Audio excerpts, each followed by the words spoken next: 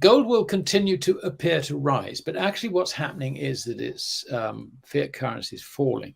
But there is another element to this now, and that is that I think the understanding of this is going to spread, widen, and particularly amongst Chinese savers. And I think this is the point which everybody should understand, is that China is a savings-driven economy.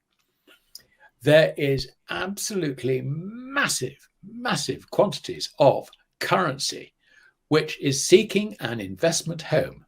And that is around about 6 trillion a year.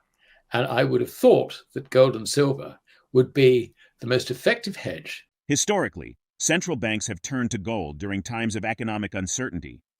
Gold serves as a hedge against currency depreciation and economic instability, offering a form of insurance against inflation and other economic shocks. Central banks from advanced economies are ramping up their gold reserves in a bid to hedge against a range of economic risks, according to a recent survey by the World Gold Council. Alasdair Macleod, head of research at Goldmoney, highlighted the critical role of gold in protecting wealth while discussing the potential collapse of the US dollar. Macleod stated that budget deficits and stagnant economies are driving the need for tangible assets like gold. The WGC survey also highlights a significant shift in expectations regarding the future role of the US dollar. 56% of central banks from advanced economies and nearly 2/3 from emerging markets anticipate a decline in the dollar's share of global reserves over the next 5 years. In 2023, 44 of the world's 46 national currencies fell against the value of gold. The United States Treasury, and consequently the US dollar, has become less trusted, less desired, and less influential. The significant dumping of U.S. treasuries by global central banks, coupled with their increased accumulation of physical gold, carries profound implications for the U.S. and the dollar. Rather than completely abandoning the U.S. dollar as the global reserve currency, an increasing number of BRICS Plus nations are simply bypassing it.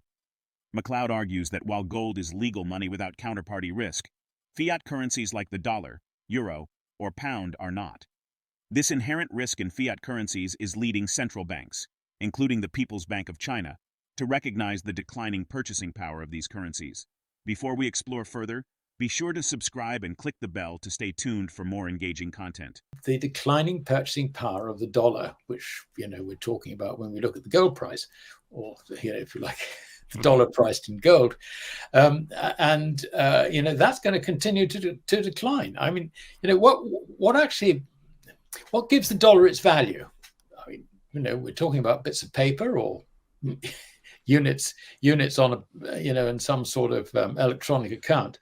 What gives gold its value? Well, you can actually hold it, and it's legal money. This is the point. I remember when we were, when you very kindly invited me to talk in Frankfurt, I made this point to the invited audience, and I don't think people understand this point enough.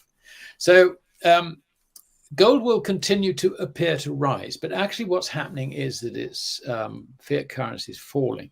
But there is another element to this now, and that is that I think the understanding of this is going to spread, widen, and particularly amongst Chinese savers. The People's Bank of China is in effect saying we think the purchasing power of dollars in our reserves is going down. Now, there are various reasons why that might be the case, but it is the purchasing power of the dollar falling, not the price of gold rising.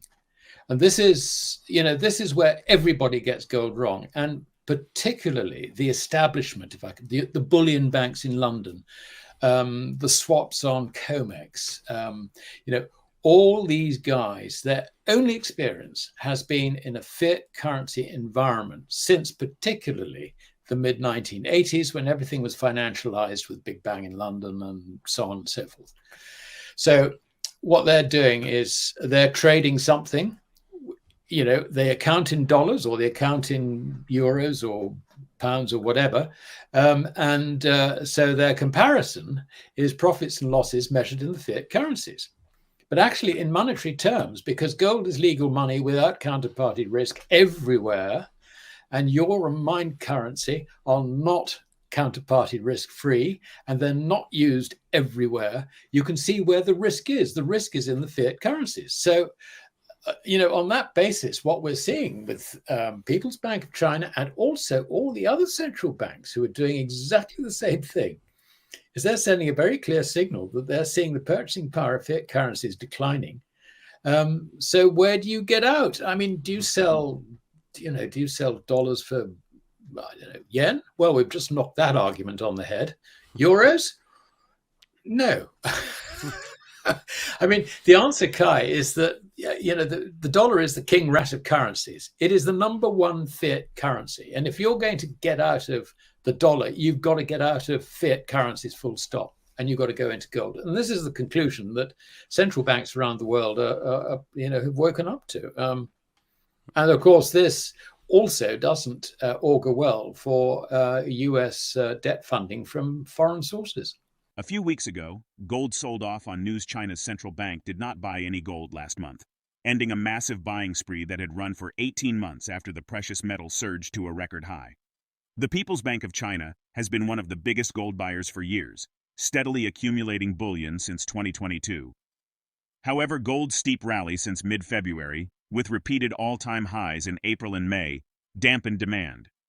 In April, the PBOC purchased 60,000 troy ounces of gold, down from 160,000 ounces in March and 390,000 ounces in February.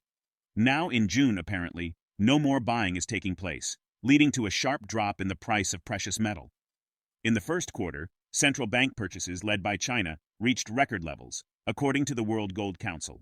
Some analysts suggest gold's 14% year-to-date surge has been partly driven by institutional buyers, likely central banks. Macleod questions, do you really believe they've stopped buying gold? He mentions that during a bear market when the West was rejecting and offloading gold, China quietly took advantage and accumulated it. He suggests that China, not being influenced by Keynesian economics, understood gold as true money. Now let's delve into the video. This is fact. Long before the Chinese people were allowed by the government to accumulate physical gold, the People's Bank of China was accumulating gold for the state, and it was siphoning this off into various state accounts to hide the degree of gold accumulation. They were appointed to do this by law, and I've got an English copy of this law, and it wasn't until 2002 that they suddenly turned around and said, okay, we'll let the people buy gold, and we will set up the Shanghai Gold Exchange, which is controlled by the People's Bank, incidentally, in order to facilitate them to do this. And then they started advertising to people, rush out and buy gold. This was the Chinese government advertising, the merits of owning gold and all the rest of it. So, the state, I reckon that by the time 2002 arrived, and remember, we're looking at a market which was a bear market in gold. Gold was being, if you like, rejected by the Western capitalist fiat money system, so much so that it went down to around about $250, from sort of a very brief peak at over $800. And it was during that massive bear market when everybody in the West was getting rid of gold that China was quietly sort of buying it in. I mean, they were the hidden buyer of gold. And they've accumulated it. I reckon that by then they'd probably accumulated something like 20,000 tons at contemporary prices. It just made an awful lot of sense because, China wasn't exposed to Keynesian economics. And therefore they understood that gold is true money. I understand that even in Mandarin, the word for gold is the same word as for money. So, we know what they're, how they see this thing. So, what do you do when you're, getting all this foreign inward investment in the sort of 80s and going into the 90s, and then your huge export earnings, and you're controlling the entire foreign exchange situation because you're not allowing ordinary Chinese people to go out and buy foreign currencies for whatever reason. And you look at something like, well, it makes sense to put something like 10, 15% of those flows into gold, and that gives you somewhere between 20 and 30,000 tons at contemporary prices. Now, they won't have stopped there, of course. I'm sure that they've continued to accumulate gold from time to time. We don't know whether the accumulation that the People's Bank of China has been reporting until it appeared to have stopped, has been drawing down on its existing stocks, which it bought back in the late 80s, early 90s. Or, we just don't know. It's just a book entry. That's all it is. So, but what we do know, and I think this is the point which everybody should understand, is that China is a savings-driven economy. There is absolutely massive, massive quantities of currency which is seeking an investment home. And that is around about 6 trillion a year. And I would have thought that gold and silver would be the most effective hedge. The WGC survey, conducted between February and April, included responses from 70 central banks.